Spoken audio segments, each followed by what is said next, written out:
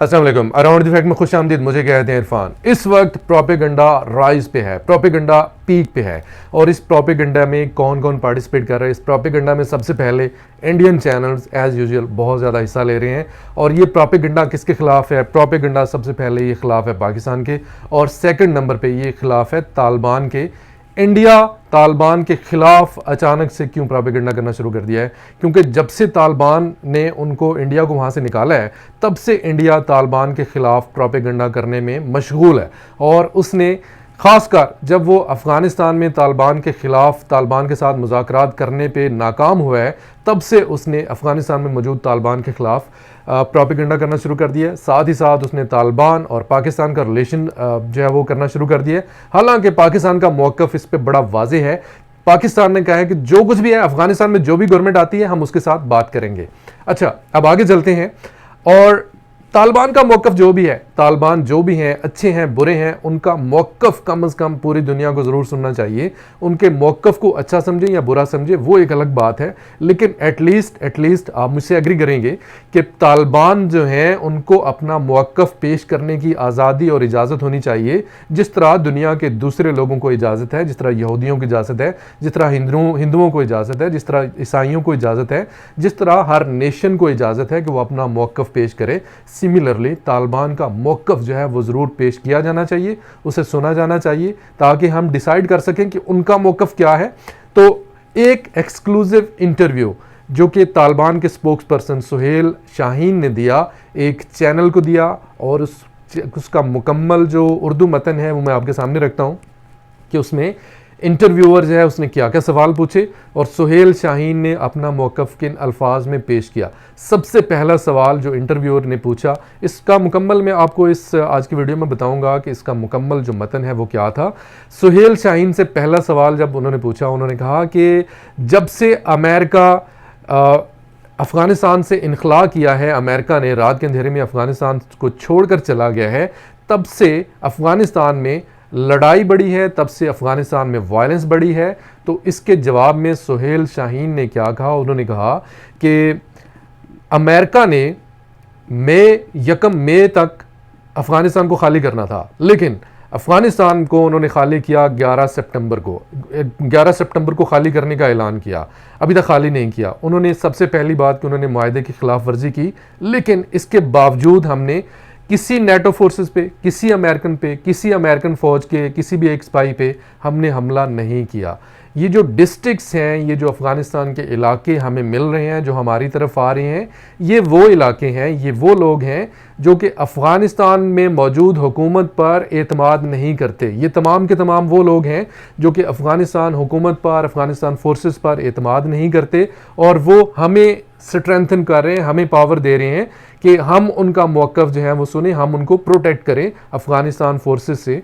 तो ये उनका मौक़िफ़ था। दूसरी बात उन्होंने ये की कि इतनी जल्दी 6 वीक्स के अंदर इतना पॉसिबल ही नहीं है, इतना मुमकिन ही नहीं है कि हम लड़ाई लड़के इतने ज़्यादा जो एरिया है उस पर हम कब्ज़ा कर लें। तो ये उनका मौक़िफ़ था। ये था पहला सवाल।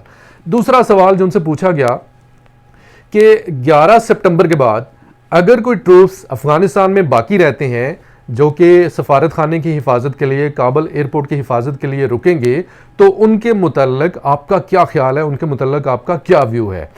तो सुहेल शाहीन ने बताया कि ये मुआहदे की खिलाफ वर्जी है। ये एक हमारे और अफ़गान जो अमेरिकन हैं उनके माबैन एक मुआहदा है कि हम हमले नहीं करेंगे। हम 11 सितंबर की उन्होंने डेडलाइन दी है, हमारे एक म्यूचुअल डेडलाइन है जो कि 11 सितंबर है।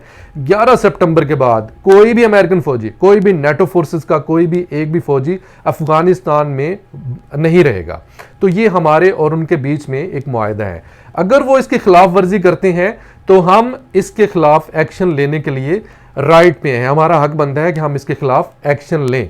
दूसरा सवाल इसी से जुड़ा हुआ, उन्होंने कहा कि क्या वो अपने सफारत खाने की सिक्योरिटी के लिए, क्या वो अपने सफारत खाने की सिक्योरिटी के लिए भी अमला नहीं रख सकते?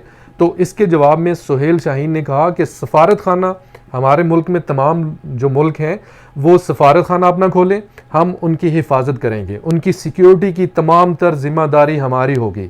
हम जहाँ जहाँ पे कब्ज़ा कर रहे हैं, जहाँ जहाँ पे डिस्ट्रिक्ट हमारे पास आ रहे हैं, हमने वहाँ पे स्कूल्स, हॉस्पिटल, मार्केट्स, हर शय ओपन कर रखी है और हम वहाँ पे आज़ादी देना चाहते हैं लोगों को। एक और सवाल किया कि तुर्की जो है उसने कहा है कि जो काबिल एयरपोर्ट है उसकी ज़िम्मेदारी वो तुर्की ले रहा है, कि तुर्की कहता है कि उसकी जो हिफाजत की ज़िम्मेदारी है वो तुर्की लेता है। तो उसके जवाब में सुहेल शाहीन ने कहा कि तुर्की हमारा ब्रदर इस्लामी मुल्क ज़रूर है, लेकिन हम तुर्की को इस वक्त एज नेटो फोर्सेस का हिस्सा मानते हैं और तुर्की को भी जाना होगा, तुर्की को भी एयरपोर्ट खाली करना होगा। एयरपोर्ट हमारा है, ये हमारी ज़मीन है, इसकी तमाम तर हिफाजत की ज़िम्मेदारी काबुल एयरपोर्ट है, जो भी है उसकी तमाम तर ज़िम्मेदारी हमारी है। तो तुर्की को भी नेटो फोर्सेस का हिस्सा समझते हुए तुर्की को भी जाना होगा, लेकिन हम तुर्की समेत तमाम इस्लामी ममालिक के साथ, तमाम दुनिया के ममालिक के साथ हम अच्छे ताल्लुकात रखना चाहते हैं। अच्छा, इसके बाद एक और सवाल किया गया कि इस वक्त मौजूदा जो गवर्नमेंट है उसके साथ पावर शेयरिंग के हवाले से आपकी क्या राय है। तो उस पर उन्होंने सुहेल शाहीन ने कहा कि जो पावर शेयरिंग है, हम किसी भी बात पे, किसी भी मामले पे हम टेबल पे बैठ के बात करने के लिए तैयार हैं और हम वही बात मानेंगे जिस पे हम दोनों एग्री होते हैं। वो कोई भी मैटर है, हम टेबल पे बैठ के बात करने के लिए तैयार हैं।